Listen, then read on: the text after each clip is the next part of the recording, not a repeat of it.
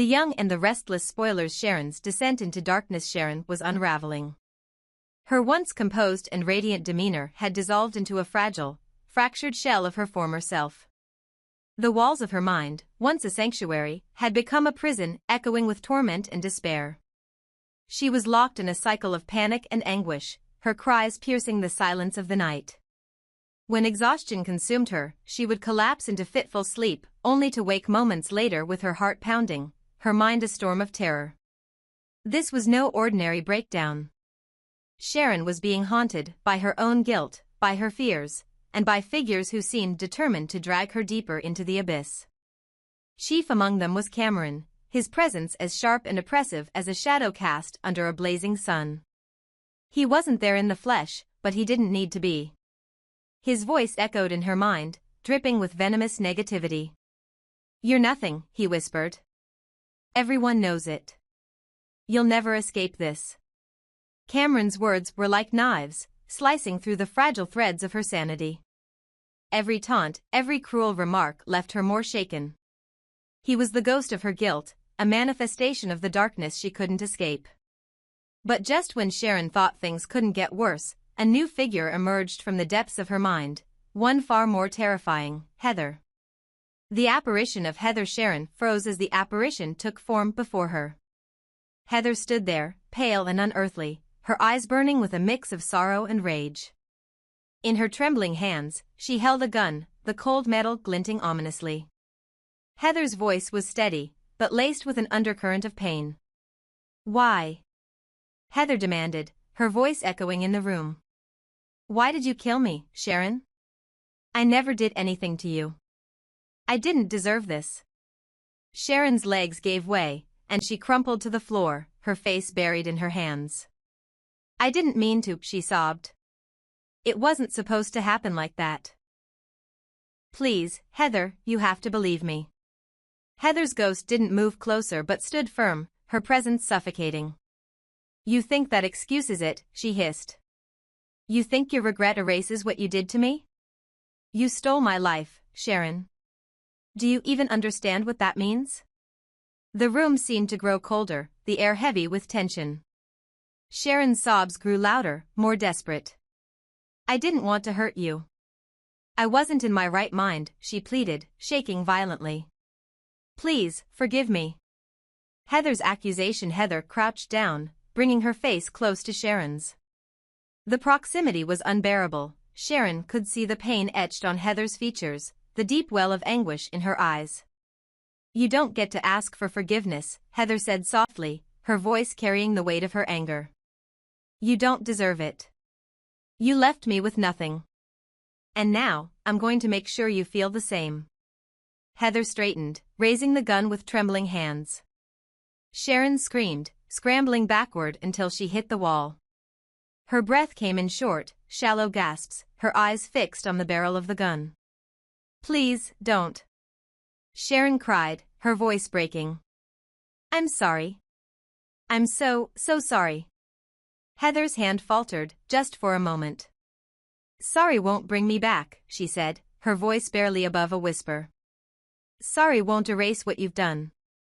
Do you even know what it feels like to die, Sharon? To feel everything slip away because of someone else's choices?" The moment of reckoning time seemed to freeze. Sharon's mind raced, every fiber of her being screaming for survival.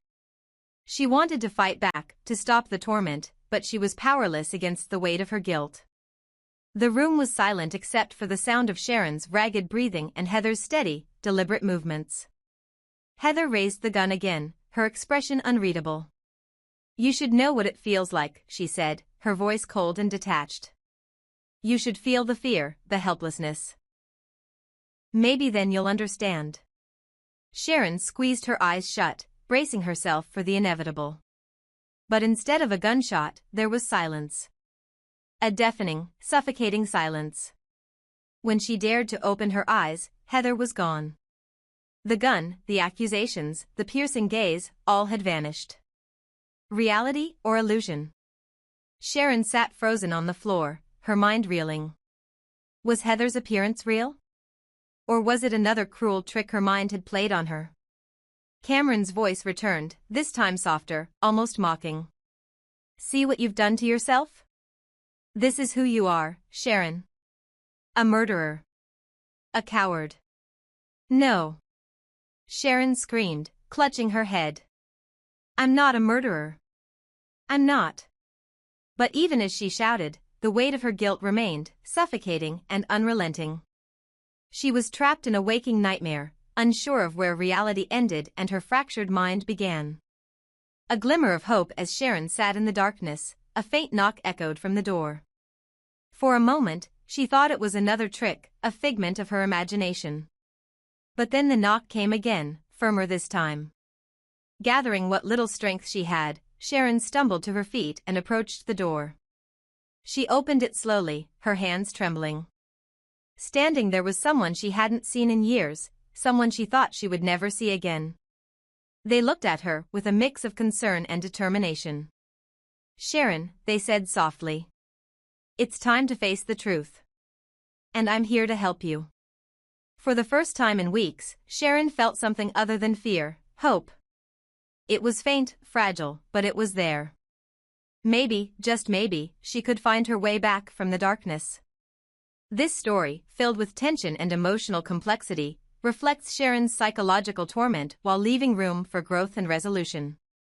If you'd like me to expand or modify any part of it, let me know. The enigma surrounding Heather's fate has left fans of Sharon's story polarized, as both possibilities, that Heather is dead or alive, offer tantalizing clues and mysteries to unravel. Let's explore these possibilities in depth while also addressing Sharon's spiraling psychological state and the identity of the potential savior who could pull her back from the brink. Is Heather dead or alive? The case for Heather's death. Heather's ghostly appearance, her pale, cold face, the menacing yet sorrowful demeanor, and her repeated accusations strongly suggests she might be a manifestation of Sharon's fractured mind. After all, guilt has a way of resurrecting the dead in the form of vivid hallucinations, and Sharon's fragile mental state makes her susceptible to such torment. Evidence of a hallucination. Heather always appears during Sharon's most vulnerable moments, as if triggered by Sharon's own guilt and fear.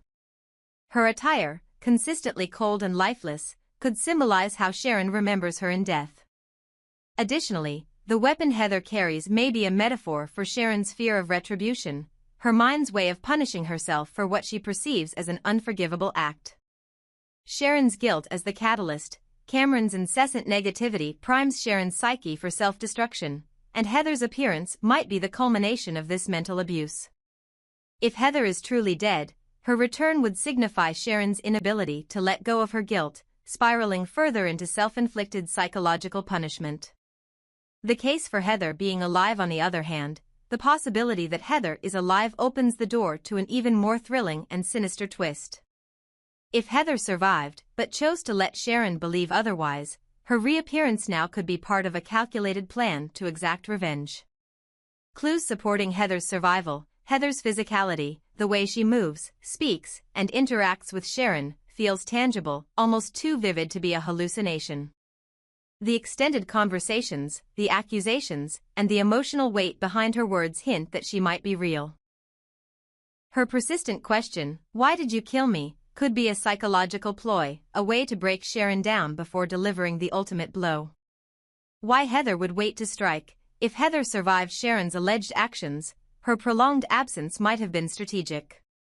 Perhaps she needed time to recover physically or emotionally. Her reappearance in Sharon's life, dressed in hauntingly symbolic attire, could be her way of reclaiming power and making Sharon experience the torment she endured. Who will save Sharon?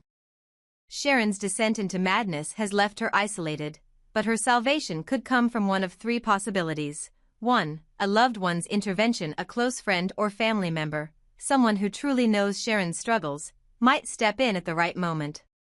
They could be the one knocking on the door, offering a lifeline just as Sharon teeters on the edge of complete despair. Their role would be to remind Sharon of her inner strength and guide her toward confronting the truth about Heather. 2. An unlikely ally. Sometimes, help comes from unexpected places.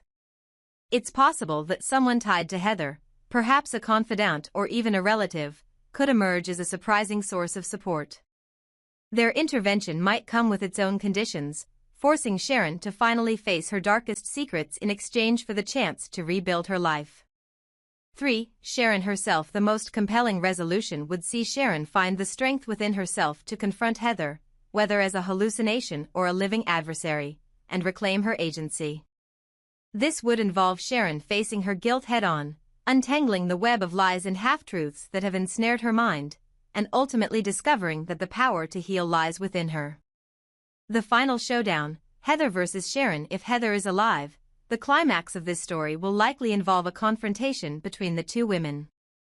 Heather's goal might be to force Sharon to confess to what she did, or thought she did, and take responsibility for her actions.